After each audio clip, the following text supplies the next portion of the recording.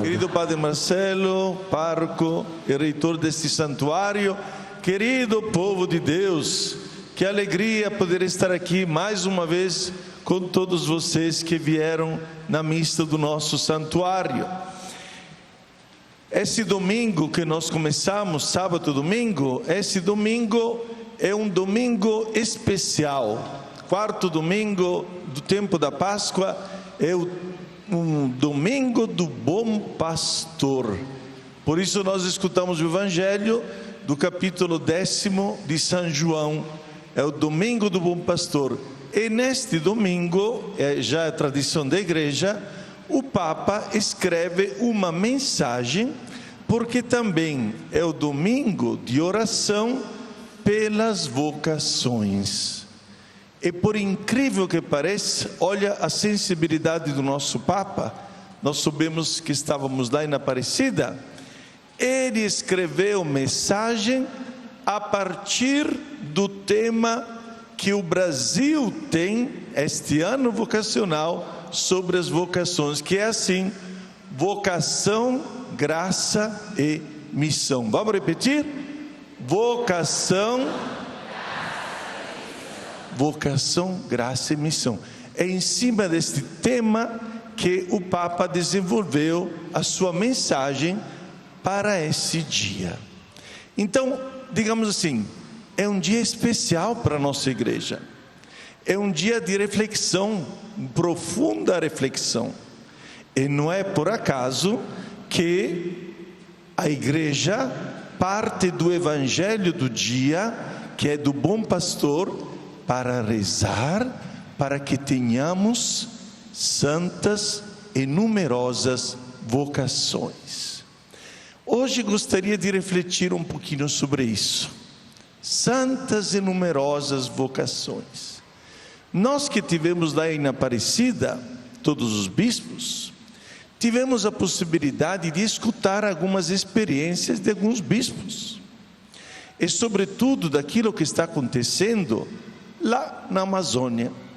Nós que estamos aqui no sul, quase, nós não temos consciência, não temos noção da dificuldade que a igreja na Amazônia está vivendo. Por exemplo, a falta de vocações, a falta de sacerdotes que possam levar a Eucaristia. Lá eu conversei com alguns meus irmãos, disseram que tem comunidades que vê o padre uma vez por ano. E quando chove muito, uma vez cada 2 anos. Porque fica muito longe, muito distantes da paróquia. E lá é tudo em cima de rio. E às vezes, para chegar lá em certos lugares mais longe das comunidades, uma viagem de barco, pasmem, custa 60 mil reais. Eu escutei isso por um bispo, viu? Não estou inventando não. Uma viagem, porque a gasolina é muito cara, que tem que chegar até lá. E nós aqui do sul muitas vezes não nos damos conta. Sabe quem é que está chegando lá? Sabe de quem é que estão se alimentando lá? As comunidades mais espalhadas no meio dos rios da Amazônia. Aqui, ó. A missa transmitida no domingo chega até lá. Não chega um padre. Olha a responsabilidade, Padre Marcelo. Olha a responsabilidade. Chega até lá só através da televisão, do rádio, só isso. A Eucaristia, quando tem os ministros que a levam até as comunidades, tudo bem. Quando não tem, tem que fazer a menos. Mas isso para dizer da importância que nós temos que dar à Eucaristia, de que nos alimentamos todos os dias, sábado, domingo. Como é importante, pensemos em quem não tem esta possibilidade. Por isso que o Papa nos convida a rezar pelas vocações. Nós precisamos de vocações. Olha, eu escutei nesta semana uma notícia que me deixou horrorizado. Na Irlanda, que é um país, grande país, lá do norte da Europa, naquele país enorme, tem só 20 seminaristas, por todas as dioceses de lá, 20 seminaristas. E nós ainda calamos, ainda nós não falamos. E aliás, alguém, se dentro da sua família tiver um jovem, uma jovem que queira ser padre, queira ser freira, ainda é gozado na cara. Nós precisamos de santas e numerosas vocações. Agora, para ser vocacionado, isto é, chamado, precisamos escutar a voz do pastor. E é aqui que vem o evangelho de hoje. As minhas ovelhas escutam a minha voz. Quer dizer, as minhas ovelhas não escutam a voz do mundo. As minhas ovelhas escutam a minha voz e me seguem. Então, acredito que o problema número 1, problema maior, hoje, é que no mundo existem inúmeras vozes, e nós escutamos todas as vozes, e as vozes do mundo às vezes sufocam na voz de Deus, sufoca na voz do bom pastor. Mas ele nos alertou: eu não sou como os mercenários, eu não sou como os corruptos. E lá eles perguntaram: mas Jesus, o que está falando de mercenários, de corruptos? O que é isso? Jesus está se reportando a uma passagem do Antigo Testamento, Ezequiel capítulo 34 e seguinte, 1 e seguinte, onde o profeta Ezequiel fala dos maus pastores. Infelizmente, temos que admitir, na época dele, na época do profeta Ezequiel, existiam aqueles sacerdotes do antigo Israel que eram corruptos, que só queriam tirar o proveito das ovelhas. De fato, Ezequiel fala: eles querem a lã das ovelhas, eles querem o leite das ovelhas, eles matam as ovelhas mais gordas, mas não se preocupam em fazer com que as ovelhinhas fiquem fortalecidas, só se aproveitam das ovelhas. Ezequiel. E Jesus então, continuando o relato de Ezequiel, quando Deus, uma certa altura, diz: eu serei o pastor delas. É Deus que encabeça esta problemática. Não quer mais ver as suas ovelhas perdidas, não quer mais ver as suas ovelhas dispersadas. Ele se oferece para ser o bom pastor, e o bom pastor, diz o Evangelho, não é que nem um mercenário. O bom pastor dá a sua vida pelas ovelhas. E nós sabemos o que sofreu o nosso bom pastor. O nosso bom pastor foi crucificado por salvar as suas ovelhas. Para ver as suas ovelhas salvas, ele ficou disposto a subir numa cruz, apresentar-se como manso cordeiro que ia para o matadouro. Quantas imagens do Antigo Testamento nos relatam que Jesus não veio só para falar blá blá blá blá blá blá blá, como fazem muitos. Ele veio para dar a sua vida. Ele veio disposto até o sangue para salvar as ovelhas, para salvar as pessoas que precisam, os mais necessitados. Alguém se queixa: Mas como que a igreja fala somente dos pobres, fala somente dos excluídos? Mas Jesus veio para isso. Jesus veio para as ovelhas perdidas da casa de Israel, diz o Evangelho. Jesus veio para dar a sua vida para aquelas ovelhas feridas, para aquelas ovelhas que não tem como orientar a própria vida, porque está perdida no meio do mundo. O bom pastor veio para isso. De fato, na segunda leitura, São Pedro nos dirá: é pelas suas chagas que nós fomos curados, é do seu sangue que nós somos curados, é graças ao sangue dele que nós somos curados. E quem entende isso? Quem está ferido na vida, quem tem o coração ferido, entende que Jesus pode curá-lo.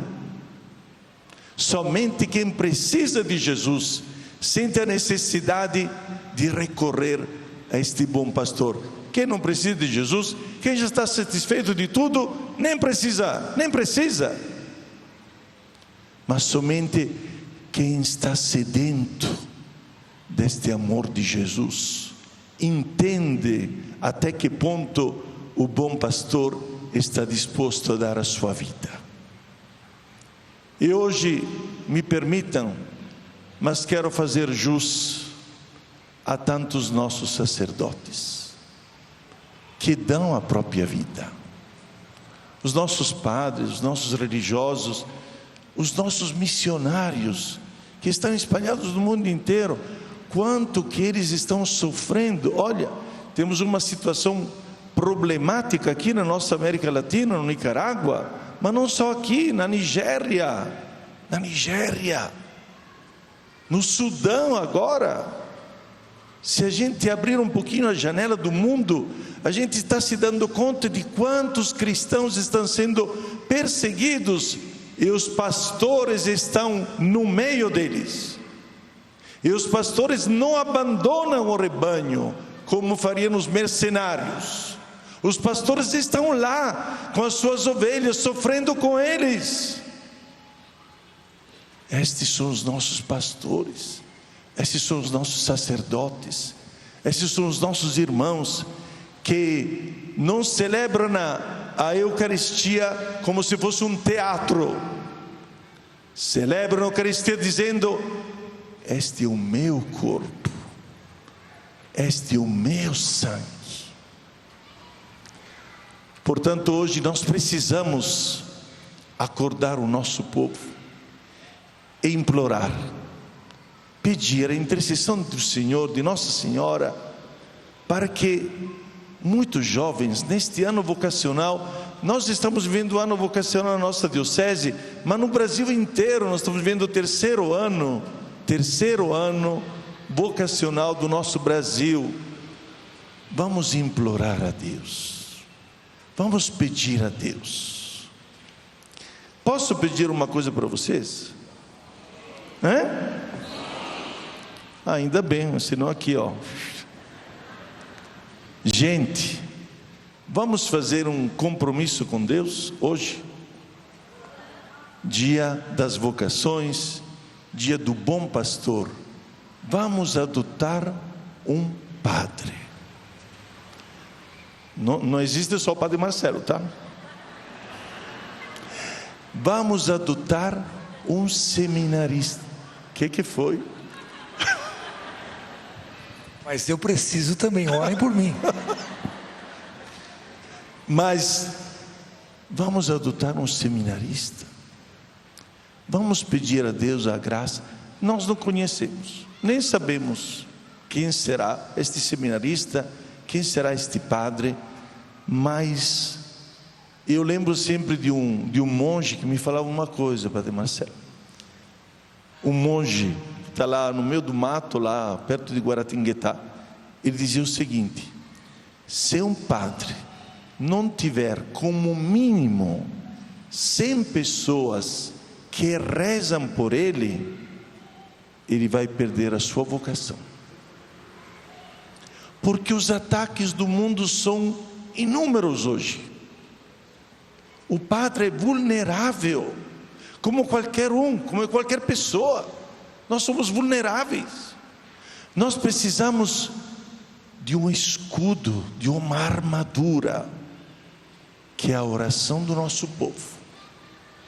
Rezem pelos seus pastores, rezem pelos seus sacerdotes, rezem pelos seminaristas. Portanto, quem estiver de acordo de adotar um padre ou um seminarista, levante a sua mão hoje. E eu quero saber lá em casa também quem está fazendo isso, viu? Bem alta a mão, quero ver bem alto, bem alto, bem alto. E adotar significa rezar, ajudar com as orações. Se puder ajudar até materialmente, louvemos ao Senhor, porque teremos a nossa feira vocacional aqui, não é, Padre Marcelo? Aqui o Padre, obrigado, Padre Marcelo, abrir as portas do santuário. Em agosto teremos a nossa feira vocacional. Teremos a possibilidade também de ajudar até concretamente, mas pelo menos com a nossa oração. Não se esqueça, não se esqueça. Padre, lá na Assembleia dos Bispos, encontrei um bispo que me falou o seguinte: olha, Dom José, alguns dos nossos paroquianos da minha paróquia acompanham a sua missa de sábado, né, com o Padre Marcelo, etc, etc. Os nossos paroquianos estão rezando para o Senhor e pelo Padre. Está rezando. Todas as vezes que tem missa, eles estão rezando por vocês. Olha que graça, olha que graça.